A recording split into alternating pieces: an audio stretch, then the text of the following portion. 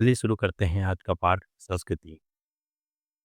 संस्कृति जिसको आप इंग्लिश में जानते हैं कि इसको कल्चर बोलते हैं, सभ्यता जिसको आप बोलते हैं सिविलाइजेशन, उससे संबंधित कक्षा 10वीं का यह पाठ जो कि सबसे अंतिम पाठ है, क्षितिज भाग 2 का। तो आइए पढ़ते हैं क्या है संस्कृति।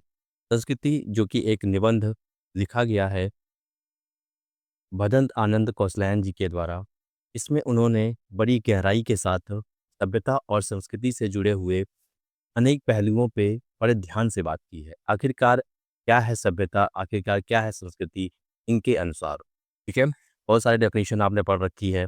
इस निबंध में भरत जी ने अनेक उदाहरण देकर के यह बताने का प्रयास किया है कि सभ्यता और संस्कृति किसे कहते हैं। देखिए, अब इसको समझे बहुत ध्यान से, है ना? जब हम इस चैप्टर के अंत में पढ़ेंगे तो हम ये चीज़ देख पाएँगे क्या कि एक्चुअल में संस्कृति और सभ्यता है क्या? ठीक है? कि सभ्यता अलग चीज़ है, संस्कृति अलग चीज़ है और बहुत ही बेहतरीन तरीके से उन्होंने बताया है, ठीक है? तो आप इस वीडियो को पूरा देखिए। इसके 2 पार्ट आएँगे, एक पार्ट में हम क्योंकि वीडियो ज़्यादा लंबा हो जाएगा तो हम छोटा पार्ट बनाएँगे ताकि दोनों पार्टों में हम इस चैप्टर को कंप्लीट कर पाएँगे। सभ्यता को संस्कृति का परिणाम मानते हुए वो कहते हैं कि मानव संस्कृति अविभाज्य वस्तु है। मतलब कि ह्यूमन कल्चर जो है, जिसको आप बात नहीं कर सकते हैं, अलग नहीं कर सकते हैं। संस्कृति का बँटवारा करने वाले लोगों पर आश्चर्य होता है उन्हें और दुःख भी होता है। उनकी दृष्टि में मनुष्य के लिए कल्याणकारी नहीं वह ना सभ्यता है और ना ही संस्कृति। हम इस पे भी बात करेंगे कि आखिरकार कुछ बहुत सारे टर्म्स आएँगे, जैसे एक टर्म्स आएगा इनका जो कि सबसे इम्पोर्टेंट चैप्टर का नाम ही है, संस्कृति, उसी से अलग होती हुई एक टर्म आएगा संस्कृति, असंस्कृति, अगला आएगा असभ्यता और साथ में आएगा सभ्यता, ठीक है? तो हम सब पे बात करेंगे और बिल्कुल साइंटिफिक वे में बात करेंगे। आप इसको देखिए ध्यान से और समझने की कोशिश करिए। देखिए, शुरुआत करते हैं जो सबसे कम समझ में आते हैं, उनका उपयोग होता है और सबसे अधिक ऐसे 2 शब्द हैं, जो है सभ्यता और संस्कृति, ठीक है? सभ्यता और संस्कृति, आपको ये बात समझ में आनी है कि सभ्यता इनके अकॉर्डिंग क्या है और संस्कृति इनके अकॉर्डिंग क्या है, ठीक है ना? ये एक सवाल है, जिस पे हम समझेंगे। सीबीएसई ने कई बार सवाल पूछा है सभ्यता और संस्कृति पर। और कहते हैं कि जब इन दोनों शब्दों के साथ अगर आप कोई एडजेक्टिव लगा देते हैं, कोई विशेषण लगाते हैं, उदाहरण के लिए जैसे भौतिक सभ्यता, आध्यात्मिक सभ्यता, ठीक है? अब आपने स्पिरिचुअल कल्चर बता दिया या स्पिरिचुअल सिविलाइजेशन बता दिया या फिजिकल सिविलाइजेशन बता दिया, तब थोड़ा अर्थ समझ में आता है, लेकिन वो भी गलत-सलत हो जाता है और खराब हो जाता है, ठीक है? तो क्या ये एक ही चीज़ है या कोई 2 चीज़ें, मतलब कि कोई 2 प्रोडक्ट्स हैं या केवल एक ही चीज़ है? इन दोनों में क्या अंतर है? हम इसे अपने तरीके से समझने की कोशिश करें। आप समझिए कि इन्होंने बताया कि संस्कृति और सभ्यता को आप चाहें तो किसी एडजेक्टिव के साथ जोड़ करके अगर आप बोलते हैं तो कुछ अर्थ समझ में आएगा, लेकिन जो बचा-खुचा अर्थ है वो और ज़्यादा खराब हो जाएगा, ठीक है?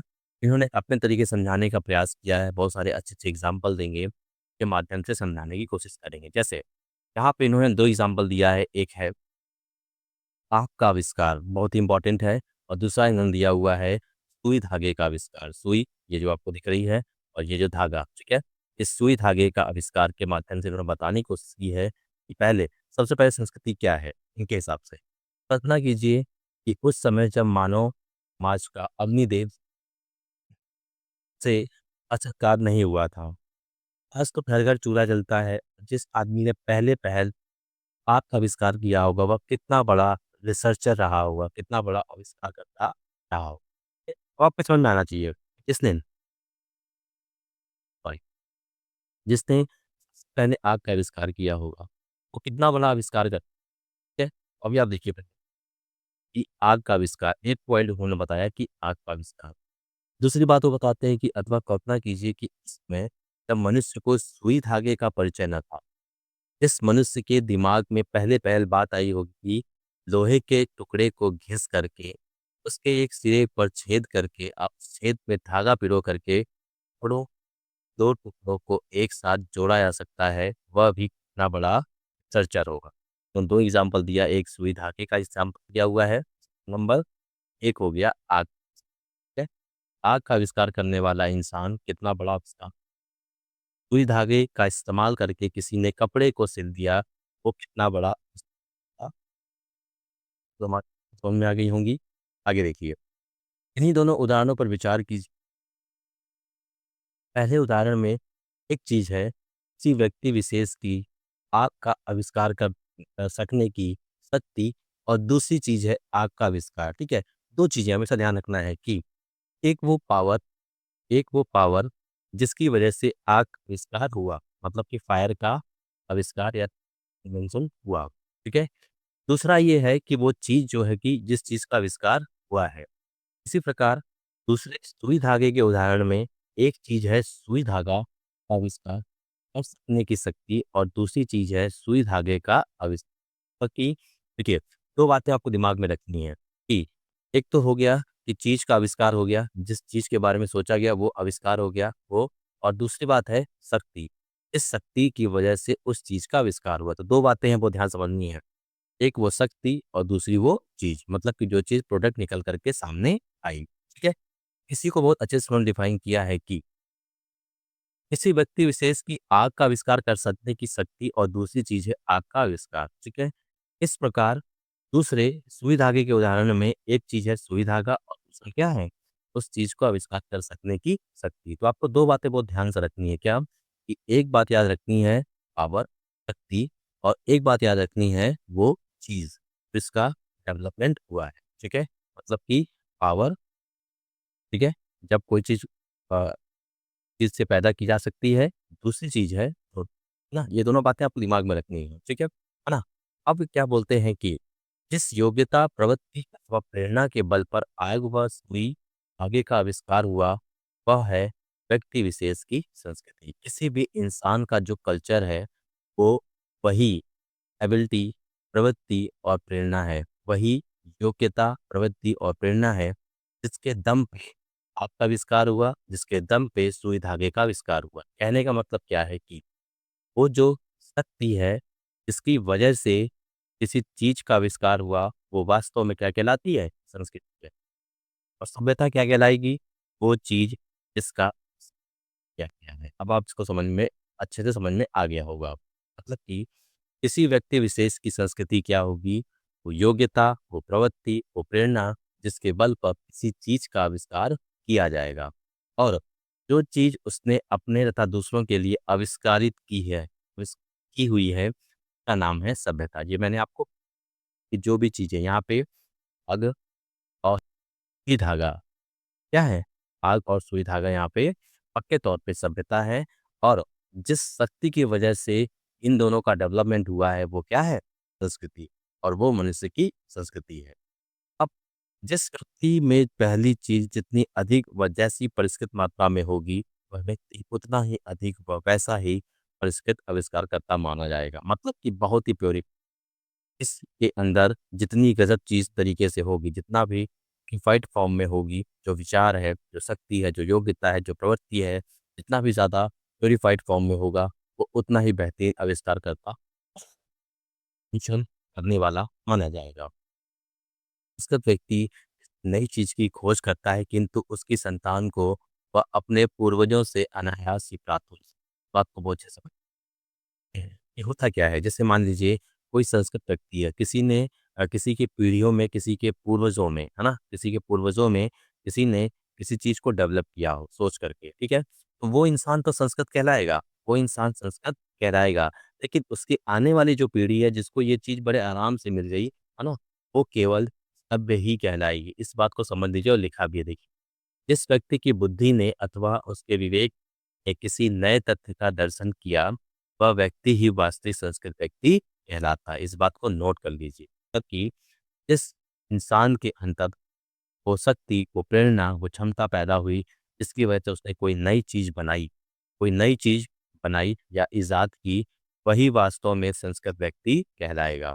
बाकी लोग जिनको उनके संतानों को, पूर्वजों को बड़े आराम से वो चीज़ प्राप्त हो गई, वो क्या कहलाएगी? वो सभ्य हो सकते हैं, लेकिन कभी भी संस्कृत नहीं कहला सकते। तो अभी आपको ये क्लियर हो गया होगा कि संस्कृत कौन होगा और सभ्य कौन होगा। सभ्य वो होंगे जो उस प्रोडक्ट का इस्तेमाल कर रहे हैं। अब वो उनके ऊपर डिपेंड करता है कि वो किस तरीके से उसका इस्तेमाल करके या तो असभ्य बना देंगे या तो सभ्य बना देंगे। एक एग्ज़ाम्पल लेते हैं प्लास्टिक का, बड़ा फेमस एग्ज़ाम्पल है देखिए। ना, कि हमारा खुद का बनाया हुआ एग्ज़ाम्पल आपको समझना है बहुत ध्यान से कैसे। कि देखिए, जब किसी ने प्लास्टिक का आविष्कार किया होगा, उस समय पे पक्के तौर पे वो इंसान संस्कृत कहलाएगा। लेकिन आज हमने प्लास्टिक का इतना ज़्यादा दुरुपयोग कर दिया है कि वो धीरे-धीरे असभ्यता की ओर चल गया है, पहुँच गया है और कुछ दिन में उसको बैन किया जा रहा है, बंद किया जा रहा है क्योंकि वो असभ्य होता जा रहा है, ठीक है? उसका यूज़ ज़्यादा होता जा रहा है। लेकिन जिस विचार से, जिस सोच से, जिस उस चीज़ के लिए बनाया गया था, वो इंसान के तौर पे था, ठीक है? तो ये एक एग्ज़ाम्पल इसको आपको समझना है।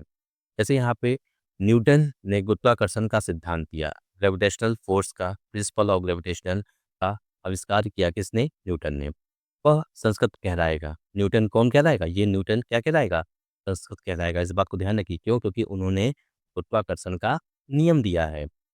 आज के लोग न्यूटन के गुरुत्वाकर्षण के नियम से परिचित तो हैं, लेकिन उसके साथ और भी अधिक बातों का ज्ञान है। भाई आज का जो फिज़िक्स का स्टूडेंट है, वो और ज़्यादा नॉलेज है और बहुत सारी चीज़ें जानता है बहुत अच्छे से। लेकिन हो सकता है कि वो पक्के तौर पे न्यूटन ना जानते हों, भाई वो हो सकता है कि उन चीज़ों से न्यूटन अपरिचित रहे हों। लेकिन आज का फिज़िक्स का जो स्टूडेंट है, फिज़िक्स का जो विद्यार्थी है, ठीक है? फिज़िक्स का जो विद्यार्थी होगा, वो पक्के तौर पे उससे उनसे ज़्यादा किससे? न्यूटन से ज़्यादा सभ्य तो कहलाएगा। न्यूटन से ज़्यादा सभ्य तो कहलाया जा सकता है, लेकिन कभी भी इस मामले में संस्कृत नहीं कहलाएगा। किसमें? गुरुत्वाकर्षण के नियम के मामले में, ठीक है? तो इस बात को ध्यान रखना है। कोई विद्यार्थी न्यूटन की अपेक्षा अधिक सभ्य तो भले कहा जा सकता है, लेकिन न्यूटन जितना संस्कृत कभी नहीं कहा जा पाएगा उसे, ठीक है? तो ये बात आपको सबको समझ में आ गई होगी, उम्मीद है। आगे देखिए, तो अभी तक हमने क्या पढ़ लिया? फिर से आपको रिकैप कर देती हूँ। संस्कृति और सभ्यता तो अलग-अलग चीज़ें हैं। संस्कृति को इन्होंने डिफाइन किया है कि वो योग्यता है, प्रवृत्ति और प्रेरणा है, जिसके दम पर किसी नई चीज़ का आविष्कार होता है। जिसके अंदर ये योग्यता, प्रवृत्ति और प्रेरणा होती है, वो इंसान संस्कृत व्यक्ति कहलाता है और जो चीज़ वो इज़ाद करता है, वो के तौर पे सभ्य कहलाती है, ठीक है? यहाँ पे उन्होंने एग्ज़ाम्पल दिया है न्यूटन के गुरुत्वाकर्षण के नियम का, जिसमें साफ-साफ उन्होंने बोल दिया कि न्यूटन ने अगर गुरुत्वाकर्षण का नियम दिया है, तो वो इंसान बाद में कोई फिजिक्स का कोई विद्यार्थी और है, तो वो सभ्य कहलाएगा, लेकिन कभी भी न्यूटन जितना संस्कृत नहीं कहलाएगा, ठीक है? अब एक बात है, सोचते हैं कि नी कौन है? कौन-सी ऐसी चीज़ें हैं जिससे हम मान सकते हैं कि वो संस्कृति की जननी है? जैसे आग के आविष्कार में कदाचित पेट की ज्वाला की प्रेरणा रही होगी। धागे के आविष्कार में शायद ठंडी से बचने के लिए शरीर को सजाने की प्रवृत्ति का विशेष हाथ कोई ना कुछ ज़रू ज़रूरत भी हो। कुछ ज़रूरत नहीं होगी जिसकी वजह से क्या हुआ, इन 2 चीज़ों का आविष्कार हो। मतलब ये कि किसी आदमी का पेट भरा पड़ा है, तन भी ढका हुआ है, लेकिन वो खुले आकाश के नीचे सोया हुआ है और डगमगाते तारों को देखता है और उसकी नींद उसे इसलिए नींद नहीं आ रही है कि वह जानने की कोशिश कर रहा है कि आखिरकार ये मोती भरा थाल गिर क्यों नहीं रहा है। पेट भरने और तन ढकने पर भी इच्छा संस्कृति की जननी नहीं है, ठीक है? पेट भरना और तन ढकने की केवल इच्छा मनुष्य की संस्कृति की जननी नहीं है। पेट भरा हुआ इंसान तन ढका होने पर भी ऐसा मानव वास्तव में संस्कृत कहलाएगा, जो क्या है? जिज्ञासु, ठीक है? तो अभी तो हमने क्या पढ़ लिया है, आपको समझ में आ गया संस्कृति क्या है और संस्कृति क्या है? एक काम उन्होंने बताया कि ठीक है, काम पूरा, लोग केवल कुछ चीज़ों का इन केवल इतना ही मान लेना जननी नहीं कहलाई किसकी? संस्कृति की, है ना? आगे भी है कि ज्ञान इच्छा मतलब कि कुछ जानने की इच्छा भी एक संस्कृति को पैदा करती है। वो हम पढ़ेंगे अपने नेक्स्ट वीडियो में, ठीक है? तब तक के लिए आपसे मिलते हैं अगले वीडियो में। आप इसको पढ़िए, अगर कुछ समझ में नहीं आता है तो आप कमेंट्स किए दोबारा पूछिए।